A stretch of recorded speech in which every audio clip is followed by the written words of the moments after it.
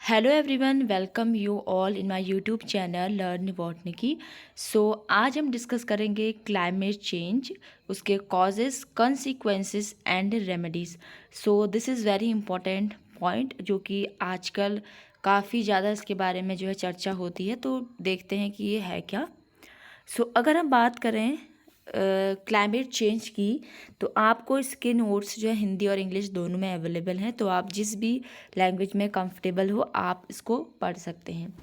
The earth temperature जो है, climate है, वो एक रेगुलर बेसिस पे जो है चेंजेस हो रहे हैं, जिसके बहुत सारे नेचुरल कॉसेस भी हैं, ह्यूमन के कॉसेस भी हैं, जो कि ह्यूमन की कुछ एक्टिविटीज़ हैं उनके थ्रू भी जो है इस जो क्लाइमेट है उसमें डेली बेसिस पे चेंज हो रहा है। बट क्लाइमेट चेंज हम एक से 2 सालों में चेंजेस इन टेम्परेचर ये सब नहीं कह सकते। इसको हम रिकॉर्ड करते हैं एक लंबे पीरियड ऑफ टाइम, जिसकी ड्यूरेशन को हमने मेज़र किया है, और उसके बाद हम किसी भी एरिया की जो क्लाइमेट है उसके बारे में बता सकते हैं कि यहाँ पर कोई चेंजेस हो रहे हैं।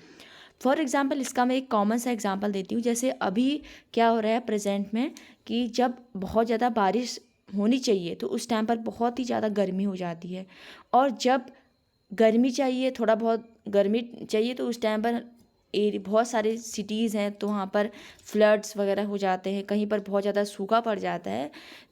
ये सब किसकी वजह से हो रहा है? क्योंकि हमारा जो टेम्परेचर है वो कहीं ना कहीं चेंज हो रहा है। Climate change is a situation when the temperature of the earth does not remain the same due to thermal changes और due to any other natural और human activity and unwanted changes keep happening in it.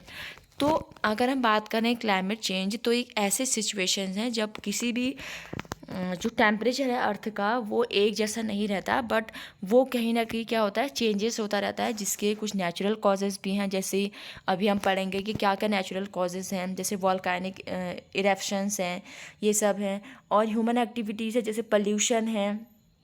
तो बहुत सारी चीज़ें हैं जो कि इसका जो है मेन कॉज होता है।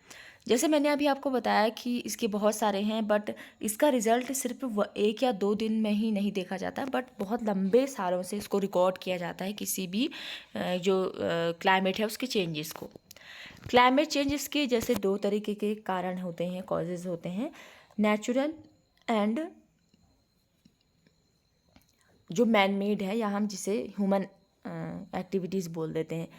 नेचुरल में अगर हम बात करें, पहला आता है कॉन्टिनेंटल ड्रिफ्ट। कभी कभी क्या होता है, जो कॉन्टिनेंट्स हैं वो नेचुरल तरीके से ड्रिफ्ट होते हैं, यानी कि एक जगह से दूसरी जगह विस्थापित हो जाते हैं।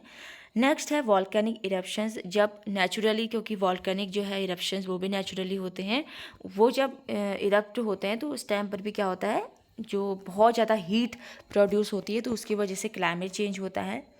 थर्ड इज़ अर्थ्स टिल्ट, यानी कि अर्थ का जो झुकाव है उसकी वजह से होता है climate change. And fourth one is oceans current. अगर हम बात करें जो ह्यूमन की एक्टिविटीज़ के थ्रू जो क्लाइमेट चेंज के कॉजेज़ हैं, first one is urbanisation.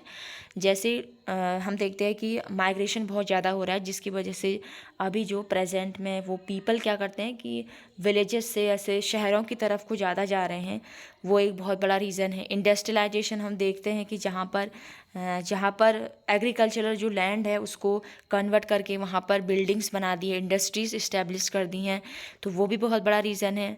Deforestation, ये तो बहुत ही कॉमन है और इम्पॉर्टेंट है, क्योंकि अगर हम जंगलों को काटते हैं, डिफॉरेस्टेशन करते हैं, तो कहीं ना कहीं उस एरिया में पेड़ों की कमी होती है। पेड़ों की कमी होगी तो हमें ऑक्सीजन नहीं मिलेगी, और जो बाकी अदर गैसेस हैं उनकी जो क्वांटिटी है वो हमारे इन्वायरमेंट में बढ़ जाती है।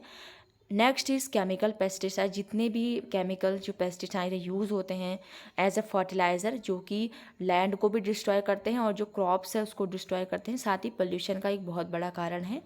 थर्ड इज़ ग्लोबल वार्मिंग या ग्लोबल डिमिंग हम जिसको बोलते हैं। ग्लोबल वार्मिंग का मतलब जब हमारा जो अर्थ का टेम्परेचर है वो ग्रीन हाउस इफ़ेक्ट की वजह से जब वो बहुत ज़्यादा वार्म हो जाती है अर्थ, तो उसको हम बोलते हैं ग्लोबल वार्मिंग।